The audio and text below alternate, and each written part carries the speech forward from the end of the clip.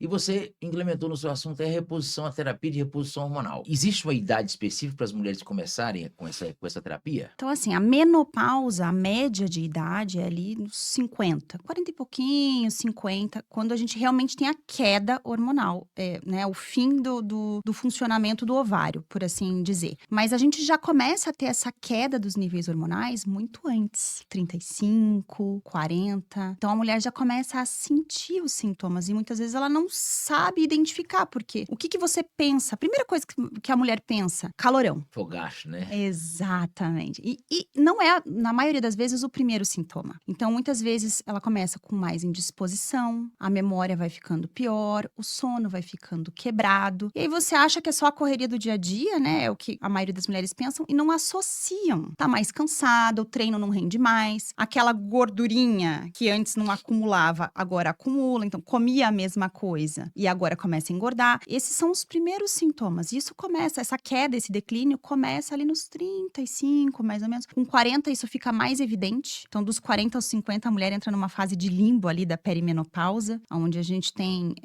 o estrogênio, que é um hormônio da mulher, muito irregular. Então, ele sobe e desce e a progesterona despenca. Então, a gente tem um gap muito grande entre esses hormônios e isso causa sintomas de predominância estrogênica. Então, ela pode ficar com mais irritabilidade, alterações de humor, ela pode ter alterações no sangramento. Então, às vezes, o fluxo fica mais intenso, a TPM piora.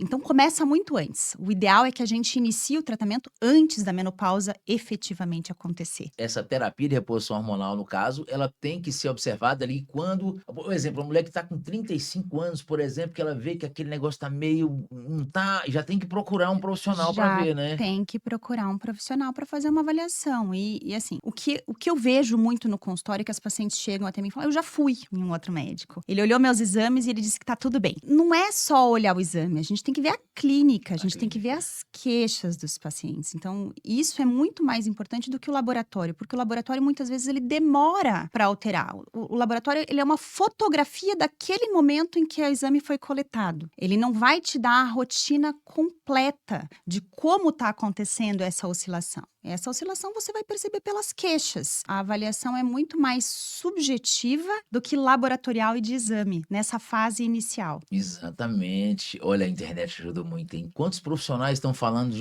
disso hoje em dia, né? E é uma lógica total. As mulheres Graças a sofriam Deus. muito, É. né? Muitos sem saber o que estava acontecendo, né? E assim, quantas mulheres ficaram sem fazer a terapia de reposição hormonal Puxa, também ainda teve por aquela coisa do medo, câncer, né? né? As mulheres ainda têm esse estigma do medo, do câncer, e hoje a gente sabe que uma reposição hormonal bem feita, ela previne de câncer. É o É contrário, né? diferente. E aí, assim, a gente vê, se preocupa com câncer de mama, mas não fazer a reposição hormonal aumenta o risco de infarto. Olha lá, o infarto mata mais do que o câncer de mama nas mulheres. Isso é Após, né? exato, Pós-menopausa. pós-menopausa. A gente tem um número muito maior de mulheres infartando do que com câncer de mama. Por que que isso acontece? Esse fenômeno acontece após a menopausa? Tem alguma coisa que dá para É, explicar esse fenômeno? tem, assim, quando a gente não faz a terapia de reposição hormonal, a gente aumenta o risco cardiovascular, porque existe um enrijecimento vascular, tá? Então, assim, de forma mais técnica, o estrogênio, quando ele cai, ele não faz essa elasticidade. O estrogênio alto, o vaso, ele tem essa mobilidade. E daí o vaso mais rígido faz com que a placa agregue de forma mais fácil. Então, isso é um dos motivos. A gente sabe que com a baixa de estrogênio, a gente tem um aumento de LDL, a paciente ganha mais peso com mais facilidade, principalmente essa gordura visceral, essa gordura abdominal, que é a que aumenta o risco cardiovascular. Você perde muito mais massa muscular nessa fase de perimenopausa e menopausa. Eu até brinco com as pacientes e falo: olha, o músculo, ele é primordial.